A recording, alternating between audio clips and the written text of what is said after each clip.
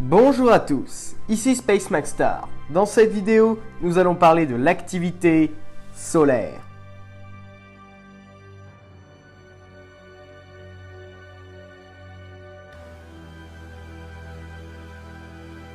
Commençons par les sursauts solaires, qui sont des éruptions soudaines qui arrivent à la surface du Soleil.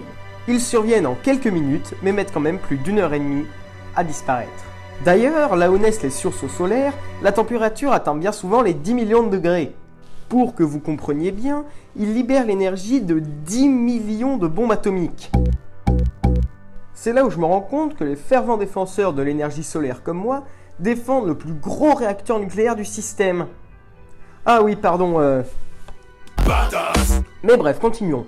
Les sursauts solaires n'engendrent pas que de la chaleur et des rayonnements, mais aussi des rafales de particules chargées. Ouais, enfin bon, en parlant de particules chargées, il existe aussi le vent solaire, qui est un flot de particules émises par le Soleil dans toutes les directions à plus d'1 million de km/h.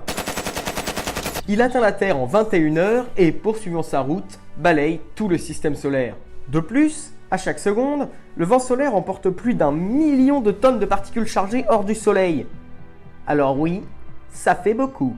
Mais rassurez-vous, sachez que la Terre est protégée des effets nocifs du vent solaire par son champ magnétique, dont nous avons parlé dans la vidéo sur les aurores polaires. Mais pour parler d'autre chose, il existe aussi les protubérances solaires.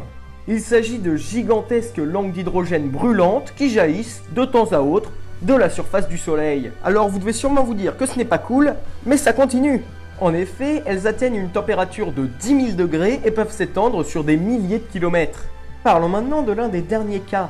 Les éjections de matière coronade ou transitoires coronaux sont de gigantesques éruptions de particules chargées venant de la couronne du Soleil.